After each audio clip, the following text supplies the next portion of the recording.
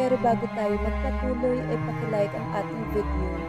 Ganun din ang subscribe button, pati na rin ang bell icon para lagi kayong updated sa mga parating ko pang mga uploads.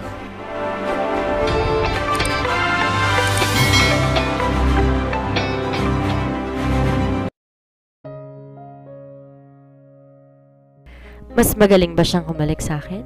O magaling lang talaga siya sa kama kaya ganun mo siya kamahal? This time, matiim siya nitong tinitigan. What? She was caught off guard sa tanong nito. Lalo siyang napatigagal nang kabigin siya nito at ikulong sa mga bisig nito.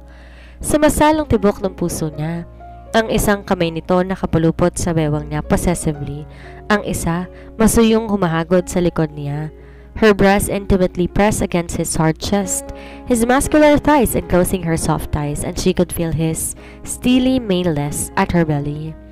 Nakatingala siya dito. Ito naman nakayoko sa kanya, their lips only inches away. His gaze intense at di niya mapagdesisyonan alin ang mas mainit, ang pagkakadikit ng katawan niya dito o ang mapanghibong tingin nito sa kanya.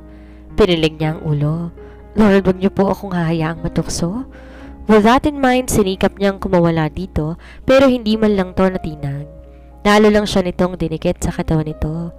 I never had a chance to know back then how it would feel to have you in my bed, Nicole, but I will now, and I'm gonna make sure buburahin niyon lahat ng mga sandaling kapiling mong lalaking yon. Yun lang at siniil siya nito ng mariing halik sa labi. Mapagparusa, magaspang ang mga halik nito. Nananalasa sa bawat sulok ng labi niya. She tried pushing him away pero sadyang malakas ito hanggang unti-unti maging banayad ang mga halik nito at nakalimutan na rin niya na lalaban nga pala siya kanina dahil ngayon kusang umangat ang mga kamay niya sa batok ng binata, tinugon ang maaalam itong halik. Dahan-dahan sinandal siya nito sa dingding ng elevator. Tila siya lalagnatin nang bumaba pa ang mga halik nito sa may dibdib niya. Madali nitong naitaas ang suot niyang blouse, unhooked her brassiere at halinhinang pinagpala ang magkabilang dibdib. Her moans become louder, at kung di siya nakasandal sa dingding ng elevator, baka dumaostos siya sa sahig sa nanlalambot at nanginig na mga tuhod niya. Di niya alam paano sila nakalabas sa elevator nang huminto iyon sa 47th floor habang abala ito sa dibdib niya. At lalong hindi niya alam kung paano ngayon nasa loob sila ng penthouse nito. Masuyo siya nitong inihiga sa malambot na kama habang ang mga kasuotan nila nagkalat sa sahig. I didn't know that you're still that it's your first time. I'm sorry. Does it hurt a lot? But I can't stop now, Nikki. Tila hindi na alam ni Ram ang sasabihin. Nakahati sa nakikitang sakit sa magandang mukha ng dalaga at sa init na ito lang makakatugon. Ang nangingilid niyang mga luha dahil sa sakit, nalaglag sa nakitang tenderness sa mukha at mata ng binata, and he called her Nikki. It had been a long time ago since she had seen this tender side of him, at sa kabila ng paglandas ng luha sa pisngi niya, napangiti siya. Ngayon lang niya nakitang naumid ng gantong binata na tila hindi alam ano ang sasabihin. Oh, don't cry, Nikki. I should probably stop. Inakala nitong umiiyak siya dahil sa sakit. Yes, the pain is searing, but his tenderness overrode the pain. It was the loving and tender look in his eyes that made her cry. She smiled at him through misty eyes. Tinaas sa mga kamay at hinawakan ang gwapong mukha nito. No, Ram, please don't stop. Go on, I can take it, she said, encouraging him, at pagkatapos, siya nang muling humalik sa binata. Ram groaned out loud and kissed her back more hungrily, savagely and passionately. He brought her to a never-ending waves of pleasure and sensation. Sa buong magdamag, paulit-ulit siyang inibig ng binata, and she lost count kung ilang ulit niyang ipinagkaloob ang sarili dito. After the passion, may ngiti sa labi, yumakap siya sa binata at siniksik ang ulo sa leeg nito, smelling at his manly scent. Napangiti si Ram and held her even closer as sleep took over there. Nananakit ang buong katawan niya pagising. She blinked her eyes. Bahagyang nasilaw sa sikat ng araw na sumisilip sa nakabukas na blinds ang bintana ng penthouse. Nakadama siya ng kahungkagan na makitang wala na sa tabi niya si Ram. Nasaan kaya ito? Narinig niya ang paglagaslas ng shower sa bahagyang nakabukas na pinto ng banyo. He must be on the shower. Kapag kawan, namula ng malala ang mga nangyari ng nagdaang gabi. At nang mapatingin sa orasan sa bedside table, nagulat siya dahil alas 12 na ng tanghali. Ganoon siya katagal nakatulog? Mabuti na lang Sabado ngayon at walang pasok sa opisina. Paupo siyang bumangon, pinaikot ang puting kumot sa hubad na katawan. Noon naman nag-ring ang cellphone niyang nasa purse niya. Luminga siya dahil hindi niya maalala kung saan niya yon nilagay kagabi. At lalo siyang namula na makita yon sa sahig katabi ng mga damit nila ng binata. Siguro kagigising lang din ito. Agad dumiretso sa shower kaya hindi na naayos ang mga damit nila na nasa sahig pa rin. Iinot-inot at kip-kip ang kumot sa katawan niya. Nang tumayo siya at pinagdadampot ang damit nila ng binata, maayos na ipinatong sa katabing sofa. Kinuha niya ang cellphone at nang makitang caller na tigilan siya kung sasagutin ba o hindi. It was Randy. Marahil nag-aalala ito. Baka nga kanina pa ito tumatawag. Lumapit siya sa may bintana at ipinasyang sagutin yon. Good thing nasa banyo si Ram dahil hindi niya yan masasagot kung nandito ang binata. Ang kumot bahagyang lumuwag sa pagkakatakip sa katawan niya dahil may hawak siyang cellphone. Si Ram na nakatapi lang ng puting tuwalya sa ibabang bahagi ng katawan ay napangiti paglabas ng banyo at matanaw ang dalaga na naka-side view. Nakatayo to malapit sa bintana, ang kumot maluwag na nakapaikot sa hubad nitong katawan. Kita ang buong likod nito at sa pagkakatayo ng pa-side view mula sa kanya, tanaw ang kanang dibdib na bahagya lang natatakpan. Muling nag-init ang pakiramdam niya sa kabila ng kakagaling lang niya sa shower. Kanina pagkagising niya, it took him a lot of willpower and control na gisingin to and not to take her again. He can't get enough of her, but he knows that she's sore and tired kaya makapaghihintay siya. Muli siyang napangiti. Yayayain niya ang dalaga to spend the rest of the day in bed with him. Then he took his steps para lapitan to at yakapin pero napahinto siya sa narinig na pangalan. Ang ngiti niya, nagling na palis. Randy! Kausap nito sa cellphone ang lalaking yon. Bagya siyang kumubli sa divider malapit sa banyo. Hello Randy, I'm sorry kung di ko agad nasagot ang tawag mo. Yes, I'm fine. Dinner? Tonight? Okay, I'll be there. Mabilis niyang sabi at baka lumabas na si Ram sa banyo. I love you, hon. Malambing na sabi ni Randy sa kabilang linya. Napatigil siya, luminga sa may direksyon ng banyo bago sinagot ang kasintahan. I love you too, sagot niya. Nang maibaba ang cellphone nakahinga siya ng maluwag, mabuti na lang di pa lumalabas ng banyo si Ram. Nang may marinig siyang yabag sa likod niya, nakangiti siyang humarap kay Ram. Pero ang ngiti niya parang bulang hinipan ng hangin na makita ang formal at malamig nitong anyo. He had woken up at the right side of the bed. But despite of his cold look, ang basang buhok nito na medyo tumutulo pa dahil siguro hindi masyadong napunasan, ang gwapong mukha na freshly shaven ay mga sul-ngasul pa. He even looked good more looking. His wide shoulders, matipunong dibdib, the biceps, and she doesn't know if those were 6 or 8 pack abs. The V-line from his waist that made a trail down na natatakpan ng puting tuwalyang nakatapi sa bewang nito. Napahugot siya ng matalim na hininga. Ang puso niya tila nawala sa lugar at hindi niya alam kung mahahanap pa niya at maibabalik sa pwesto nito. Ram San Sebastian is hotness and handsomeness overload. Pagkuha nag-init ang pisngi na maalala ang pinagsaluhan nila kagabi ng binata. Hi! Alangang sabi niya at gumiti ulit ng bahagya. Ang kumot sa katawan niya, inayos sa pagkakapulupot. Hindi siya nito pinansin at tumuloy sa closet, kumuha ng t-shirt, maong at undies. Walang pakundangan inalis ang tuwalyang nakatapi sa ibabang bahagi ng katawan nito at sa harap niya ay nagbihis. Namumulang iniwas ang tingin mula dito at tumalikod. Nang muli siyang humarap dito, nakabihis na ito at ngayon nakaupo na sa sofa at nagsusuot na ng rubber shoes. Aalis ba ito? Pero bakit hindi ito nagsasalita kanina pa? Naguguluhan siya. Galit ba ito? Pero ano kaya ang kinagagalit nito? Samantalang kagabi magkayakap pa silang natulog nito. Where was the loving, tender and passionate man last night? Mukhang wala nga yata tong balak kausapin siya dahil nakita niyang kinuha nitong wallet at susi ng kotse nito. Tila may nagpanting sa tenga niya. Pagkatapos itong makuhang lahat sa kanya, basta na lang siya nitong iiwan ng ganon-ganon na lang. So ganon na lang. Pagkatapos mong makuhang lahat sa akin, lalayasan mo na lang ako at di kakausapin? Paasik niyang sabi nang makitang palabas na ito ng pinto. Bakit humahapdi ang dibdib niya sa inaaktong to ng binata?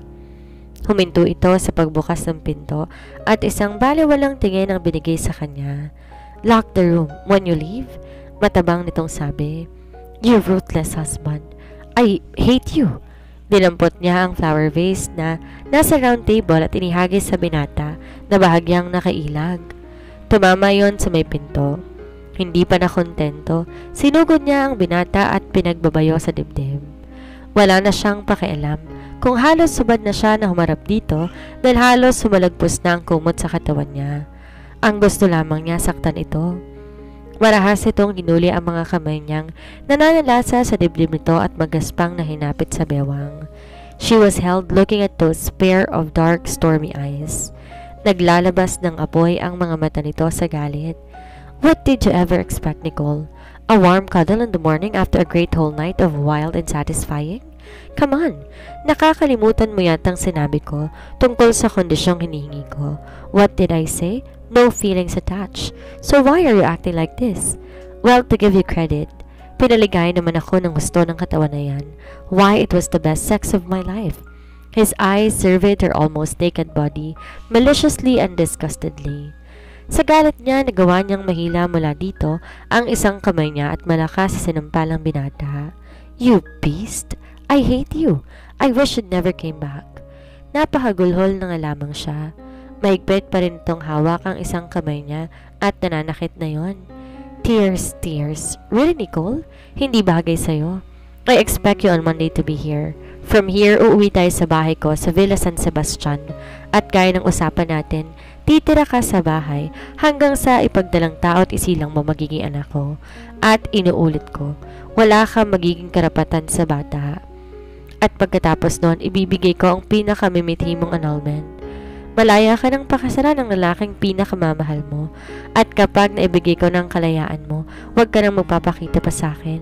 Don't ever appear in my sight or in my life again. And I'm warning you, you cannot back out now. Alam mo ang kaya kong gawin kapag hindi ka tumupad sa usapan? Mabalasik nitong sabi at pasala siya nitong binitawan. Nawalan siya ng panimbang at kung hindi siya malapit sa kama, baka sasahig siya. Bumagsak. Narinig na nga lamang niya ang pabalibag na pagsara ng pintuan. Siya ay naiwang luhaan at sugatan. Are you alright, hon? Takang tanong ni Randy. Kanina pa kasi siya tahimik. Sinundo siya nito para mapag-usapan nilang dinner date. Nasa isang Italian restaurant sila sa loob ng mall na pag-aari nila. Kanina pagkagaling sa penthouse ni Ram nakapag-isip siya. Unfair kay Randy na ipagpatuloy pa niya ang relasyon nila ngayong nakatali siya sa isang kondisyon na maging siya hanggang sa mga sandaling iyon, hindi maisip kung bakit pumayag siya. Kanina ngang tumawag to, labis ang guilt na nararamdaman niya. Nag-I love you pa siya dito samantalang katatapos lang niyang ipagkaloob ang sarili sa asawa. She felt like cheating on her boyfriend sa sarili niyang asawa.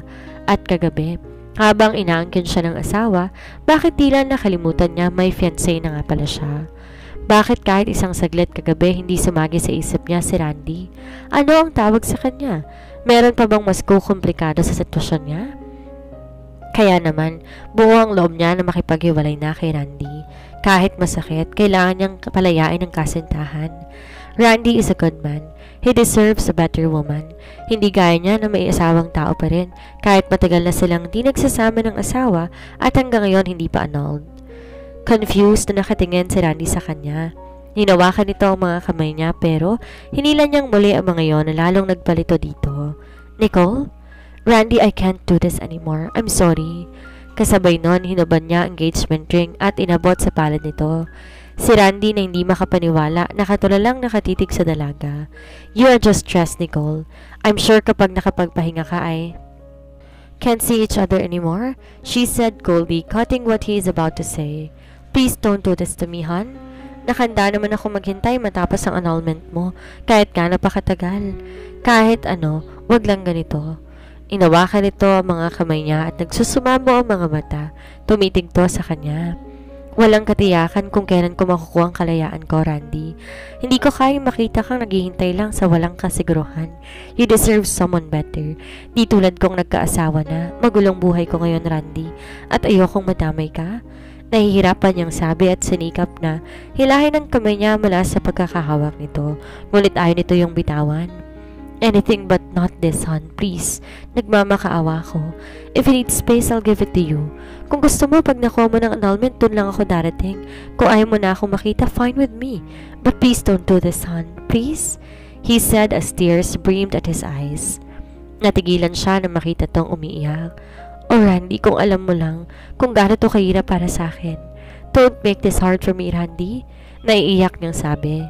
Ayaw niyang maghintay to sa kanya dahil hindi niya masabi at hindi niya alam kung gaano katagal siyang matatali sa kondisyon ng annulment niya. It could be a year or more. It would be unfair for him. Unfair na nga dito hindi niya masabi ang tungkol sa kondisyon, kaya lalong unfair dito na paghintayin niya pa ito. Mahal niya. Ito, sigurado siya doon. Kaya ginagawa niya ito pero nagkamali siya dahil hindi pa siya malayang magmahal. This is the price she has to pay sa ginawa niya noon. Siguro pag dumating ng panahon na makuha niyang kalayaan niya at kung nandito pa rin to, kung mahal pa siya nito at kung matatanggap pa siya nito baka sakali. Don't do this please. Hindi ko kaya, mahal na mahal kita. Gumagaralgal ang tinig nitong sabi. I'm sorry, Randy. Hinila niya ang mga kamay mula dito at tumayo na. Her tears are starting to blind her eyes. Sa gulat niya, tumayo din to at niyakap siya na mahigpit. Napapikit siya. No, Nicole. Anything but goodbye, please. Umiiyak nitong sabi habang yakap siya. Wala na tong pakialam kahit pinagtitinginan sila ng ibang mga diners ng restaurant. Though hindi ganon karami ang tao, meron pa rin ibang naroon na hindi mapigilang mapatingin sa kanila. She opened her eyes and saw the hurt in his eyes. Mahal mo ba ako, Nicole? Tumingin to sa mga mata niya. Alam mong mahal kita. Kaya nga ginagawa ko to eh. Ayaw kitang madamay sa magulo kong buhay. Kumalas ito sa pagkakayakap sa kanya and cupped her pretty face tenderly. That will be enough for me. Hanggat mahal mo ko, yan ang pangahawakan ko. Hindi ako pumapayag, Nicole. Maghihintay pa rin ako. I will just be away for a while at kapag malaya ka na, nandito lang ako at maghihintay pa rin sa'yo and this ring, it still belongs to you. Saka mo lang isauli sa akin kung sakaling dumating ang panahon na hindi mo na ako mahal. Sinuot itong muli sa daliri niya engagement ring nila sa pagkagulat niya. Randy? Lalong namalisbes sa mga luha niya. Pasensya ka na, Han. This time, hindi ko mapagbibigyan ng gusto mong mangyari. Muli siya nitong niyakap. Oh God, paano po ba ito? Mahal niya si Randy pero nakatali siya sa isang obligasyon sa asawa niya. Litong-lito na siya. Ang pakikipaghiwalay lang dito ang naisip niyang pinakatamang gawin pero ayaw niya tong tanggapin. At siya, may mukha pa kaya siyang maiharap dito matapos lahat dahil sa ginawa niyang paglilihim dito? At bakit di na lang siya umirong sa kondisyon ni Ram kung mahal niya si Randy? At paano niya nagawang ipagkaloob kay Ram ang sarili kagabi kung mahal niya si Randy? Dahil bang asawa pa rin niya si Ram kaya hindi siya nagdalawang isip na may mangyari sa kanila? O mahal pa ba niya ang asawa? Now where did that came from? Nagselos ba siya kagabi kay Laureen kaya nagawa niyang pumayag sa kondisyon ng asawa? No, wala na siyang pagtingin sa asawa kaya nga siya nakikipaghiwalay dito eh. At si Randy nang mahal niya kaya humingi siya ng annulment. Ang mas matimbang na dahilan kaya may nangyari sa kanila ng asawa kagabi. Dahil subconsciously, pumayag siya sa kondisyon nito na bibigyan niya ito ng anak. And last night was the start. At tukso namang sumagi sa isip niya ang mga pinagsaluhan nila ng asawa at ang tenderness na nakita niya dito kagabi. Pero, kung wala na siyang pagtingin sa asawa, bakit labis siyang nasaktan nang tila baliwala lang dito ang nangyari sa kanila kinabukasan? Napapikit siya, lalo lang nalito sa mga naiisip. Maaga siyang pumasok hinalo ni Nesan. She called an emergency meeting sa VP for Operations na si Mr. Ramon Ochoa. Ninong niya ito at matalik na kaibigan ng papa niya. Nicole, Iha, how are you? Is everything okay? I'm suddenly worried that biglang napatawag ka sa meeting na to. Umupo to sa tapat niyang upuan sa conference room. Ninong, can you look after the company for a while? Medyo kabado niyang sabi. Kapag silang dalawa lang, Ninong ang tawag niya dito. Para tong pangalawang ama sa kanya. May isa tong anak na lalaki na kaedad niya, si Enzo. Dati pa nga nirereto to sa kanya ng ninong niya, pero kaibigan lang talaga ang turing niya kay Enzo. Of course, Iha, mga ilang araw ba or weeks? Do you have an out-of-the-town country business trip? Nakangiting sabi ng ninong niya. About a year, she said casually na para bang pangkaraniwan lang sinabi niya. Napaangat sa kinaupuan si Mr. Ochoa pagkatapos nagtatanong ang mga matang tumingin sa kanya. A year? May personal problem ka ba, Nicole? Alam ba to ng papa mo? Worried nitong tanong. Hindi ko pa po nasasabi kay Papa but I will after this. Pero Ninong, meron lang kong kailangan ayusin. I'm sorry po, hindi pa po kayang sabihin ng dahilan. Pasensya na po kayo, alam ko. Nagbabalik na rin po kayo mag-retire pero sana po matulungan ninyo ko. Alam mong hindi kita mahindihan. Makakaasa kang gagawin ko lahat at sana maayos mo ang anumang problemang kinakaharap ngayon. May simpatyang sabi nito. Salamat Ninong, nakangiting sabi niya.